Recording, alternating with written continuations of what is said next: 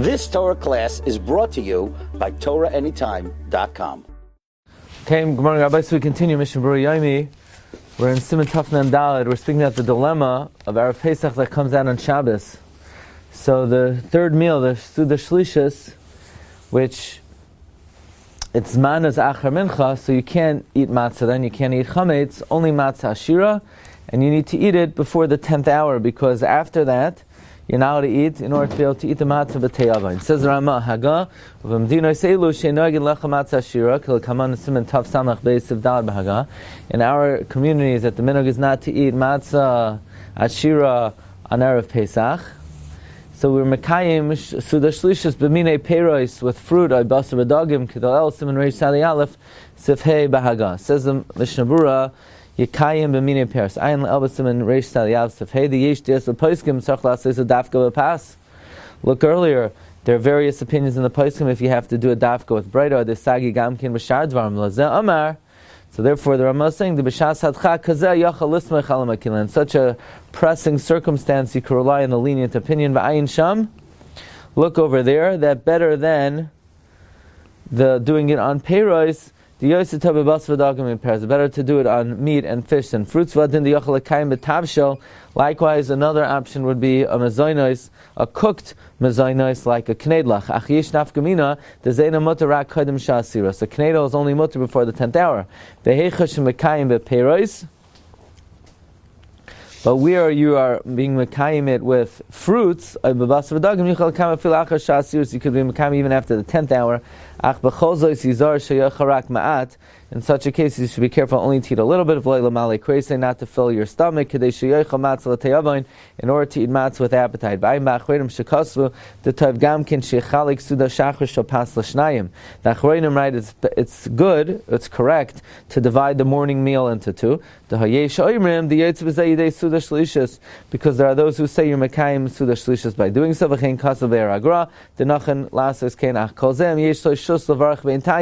This is only if you have time in between to make a bracha, lahafsik is a shus, and to mafsik a little bit, so that you're not causing yourself to make a bracha shenatzricha. Siv beis toiv levayer be'erev Shabbos kodem chatzos. It is correct to destroy the chametz erev Shabbos before chatzos. Kedei shelo yavayu litois b'shar shanim. This way, you won't come to make a mistake. Well, this year, where it's the 13th, I'm destroying it after chatzos, maybe I'll do it next year. Levar achar chatzos. V'yem Shabbos yivat lenu you're mevator on Shabbos. Says Mishna Berura kodem chatzos lav dafka before chatzos. It means it's on learn b'tchila shashishas, the beginning of the 6th hour, k'may b'shar shanim. V'yem Shabbos yivat lenu k'l kaman v'sivav. V'eino tzarch levato b'erev Shabbos b'shas beura. You don't have to be mevato it at the time of the beer on Erev Shabbos. This soif yeh tzarch levato b'yem macher, because anyway, in the end, you're going to have to be mevato it the next day. Sharei choizer v'zoicha b'pas shemeshayer l'tzarch haShabbos, because you are going back and you are acquiring the bread that you're leaving over for Shabbos, so therefore you have to be mevato again. And we're afraid you're going to leave over a little bit. Okay, so Sif Gimel, in Mavashin l'Shabbos zeh, daisa b'chiyatz b'zeh. So we're talking about Shabbos Erev Pesach. You don't cook for the Shabbos this cooked porridge. Ve'in oisim by pas hatsnuma b'kara. And you do not make bread shriveled in a plate haga. If you violated this, if you went ahead and you cooked, and the food is stuck to the pot, and you can't wipe it off, you should rinse it off a little bit to remove the leaven. Said the chametz. Something that clings to the vessel. You have to rinse it out. And that is prohibited. You can't do dishes on Shabbos. You cannot clean Shabbos dishes if you don't need it for that Shabbos. That's dried out. You can't wipe it. Because if you could just wipe it, also you're not allowed to rinse it. So if you made this, you could If you can't wipe it, you could rinse it out a little bit. Just to remove the chametz, like the Rama concludes, even though it's not for the need of Shabbos, because of the Yisr chametz, we allow it b'diavad. If you could get a guy to do it, it's better. If you can't wipe it down. It is good to cook with new vessels that are designated for Pesach. Nowadays, the minhag is in many places that they eat cold food, and then after half the day, they eat warm food that was in an oven, that was cooked in the Pesach dika kelim, and they are yotzei Shaleshudis with that. Okay, so now what do you do when you're finished eating? Sif Daled. After you eat the morning meal, shake out the tablecloth. And you should wipe the plates with your finger. Hide them from the ayim, with the other chametz vessels. If you have a leftover bread, you could give it to a guy. On condition he doesn't carry it out.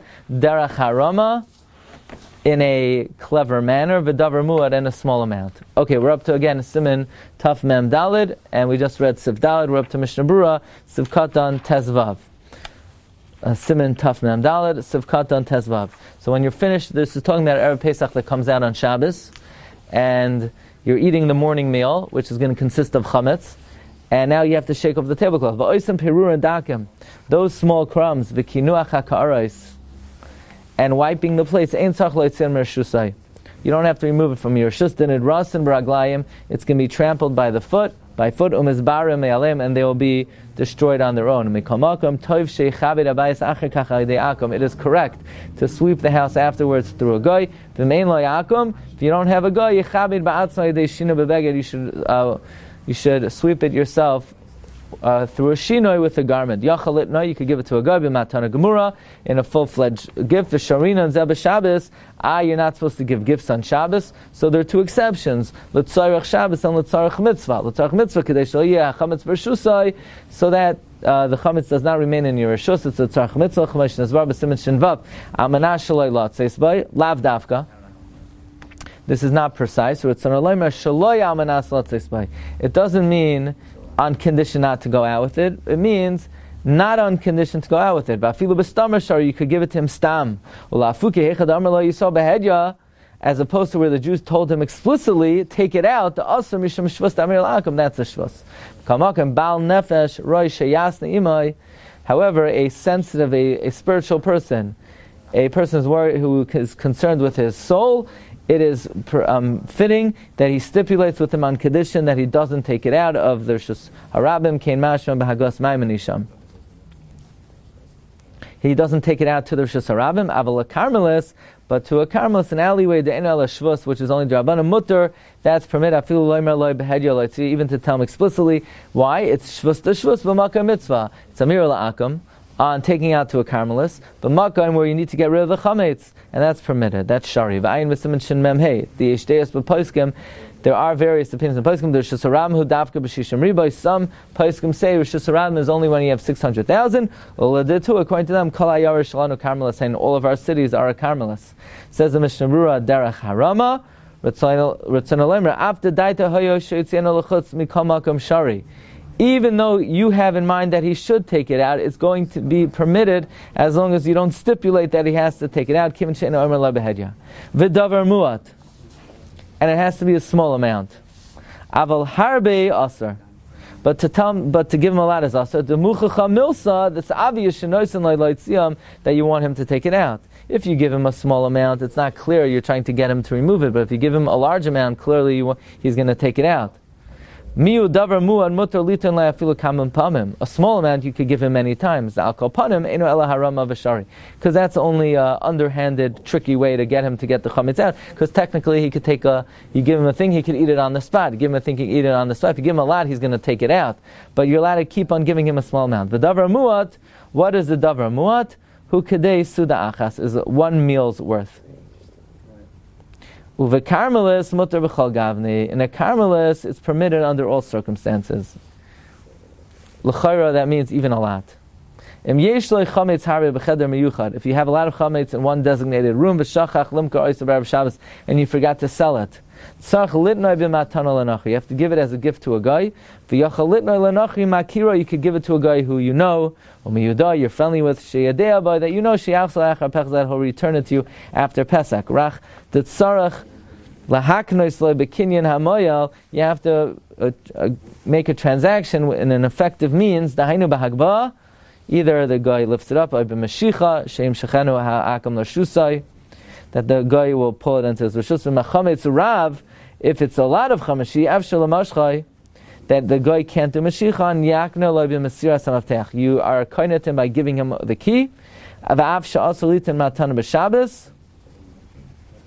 And even though it's also to give a gift on Shabbos, l'tzarich mitzvah mutter. Okay, now we'll see tomorrow whether if these options are not good, could you sell it to a guy on Shabbos? Okay, we'll pick it up as a Hashem tomorrow. You've just experienced another Torah class brought to you by TorahAnytime.com.